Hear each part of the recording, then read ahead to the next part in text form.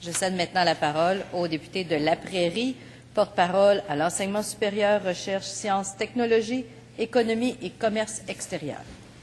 Merci, Madame la Présidente, de me reconnaître d'aussi loin, un petit nouveau, le député de La Prairie. Mes premiers mots, évidemment, pour les citoyens et citoyennes de La Prairie. Merci pour cette belle victoire. Merci pour ce comté que vous avez donné à la coalition Avenir Québec. Nous l'avons eu à l'arraché. Vous avez voté nombreux à 82 % pour nous donner une courte victoire de 75 voix. Merci évidemment à mes organisateurs, Geneviève, Yolande, Pascal, Annie. Nous avons fait une campagne dynamique, efficace, propre, à l'image de la coalition Avenir Québec. Et ce grand comté qu'est La Prairie, laissez-moi vous en parler quelques minutes. D'abord, c'est un comté au cœur de l'histoire du Québec. C'est de là qu'est parti le premier train canadien vers Saint-Jean-sur-Richelieu. Le Vieux-La Prairie, par exemple, l'arrondissement du Vieux-La Prairie, n'a rien à envier au Vieux-Québec, n'a rien à envier au Vieux-Montréal. C'est aussi, avec la quatrième ville du comté, Saint-Philippe, c'est aussi, qui est une ville agricole à 40 %, un endroit où on peut observer dans un champ de blé d'Inde, comme avec ma collègue de Montarville, on a une vue imprenable sur Montréal. C'est un comté aussi très contemporain avec Candiac, la ville de Candiac qui abrite plusieurs joueurs du Canadien qui sont en ce moment en congé forcé. C'est un comté aussi avec le prolongement de la 30 et le débouché sur Beauharnois, un comté qui devrait connaître une croissance économique à partir du moment où le trafic de la 15, de la 30, de la 20 arrêtera de rentrer dans Montréal pour le contourner. Je pense qu'on peut dire aussi que pour les citoyens de La Prairie, comme pour moi, la soirée du 4 septembre aura été une déception, une victoire douce amère. Parce que le 4 septembre, on a eu une surprise, on a eu la surprise de voir le Parti québécois être élu. Mais cette surprise avait été alimentée par 9 ans de régime libéral qui nous avait amenés dans une crise de leadership incroyable. Je me rappelle, comme jeune politicien, je commence la campagne électorale au début du mois d'août avec un sondage de Léger Marketing qui dit que 70 % de la population québécoise croit que le gouvernement du Québec est corrompu. Et nous avons vu la suite. Et malgré ça, le 4 septembre, nous avons accepté un nouveau gouvernement, démocratie oblige, mais ce que j'aurais souhaité, c'est un autre discours inaugural. J'aurais souhaité le discours inaugural de notre chef, où nous aurions eu un discours inaugural qui aurait uni les Québécois plutôt que les divisé. Un discours inaugural où l'éducation prioritaire de notre société aurait été centrale, où les Québécois et les Québécoises auraient su que dorénavant, ils auraient accès à un médecin de famille. Nous aurions aussi pu commencer à dégraisser l'État québécois, éliminer des structures aussi coûteuses qu'inutiles. Nous aurions pu, au niveau du développement économique, avoir un véritable nationalisme économique, ce qui a fait défaut dans cette Chambre depuis maintenant bientôt 10 ans. On devra remettre ce rêve d'un discours inaugural de notre chef à plus tard. Mais en attendant, qu'avons-nous eu? Nous avons eu l'État-providence mur à mur.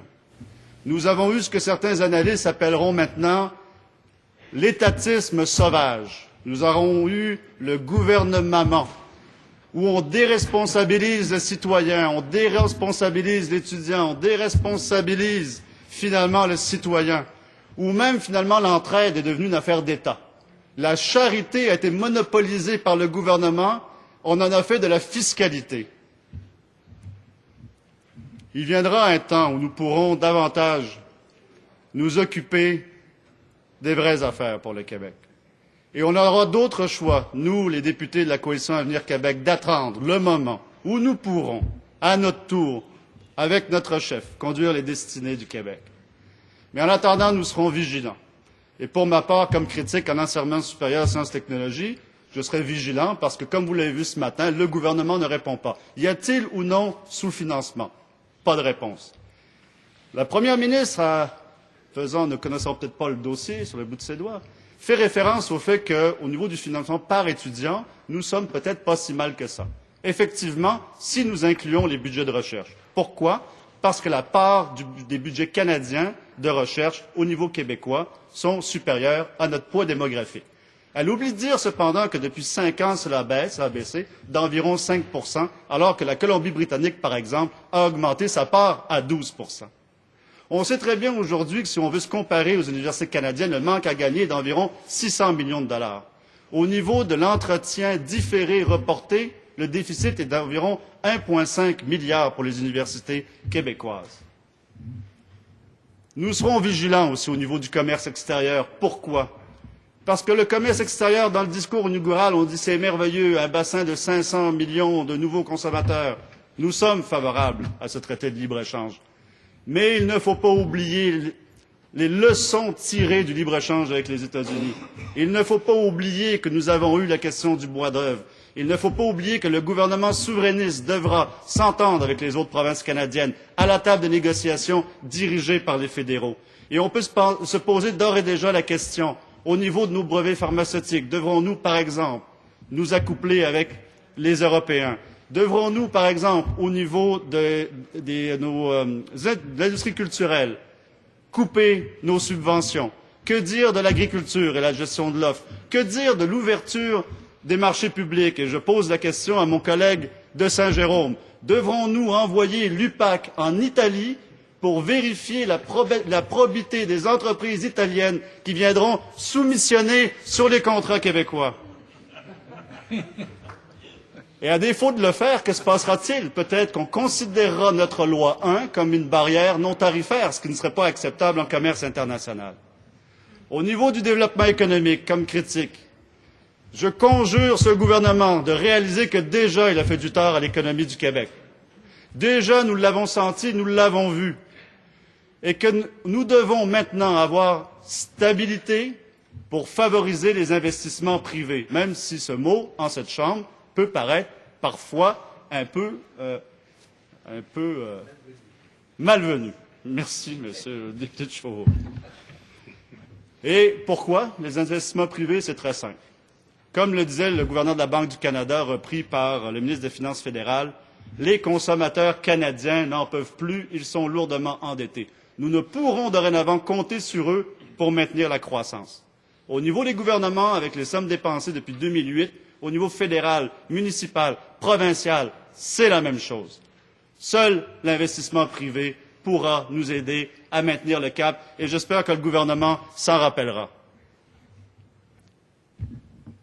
Finalement, en terminant, j'aimerais dire à tous mes collègues de la coalition à quel point je suis fier de faire partie de leur équipe. Je sais que vous êtes tous et toutes de belles personnes, bourrés de talent. Nous sommes un peu déçus de n'être que 19, mais honnêtement, c'est un bon départ. Le meilleur est à venir. Mes dernières paroles pour le chef, merci de sa confiance, mais merci aussi au nom de tous les Québécois et les Québécoises pour son courage, sa détermination. Et je sais que le jour où il prendra les commandes, nous pourrons dire, dorénavant, la nation québécoise est véritablement libre de ses choix. Merci, Madame la Présidente.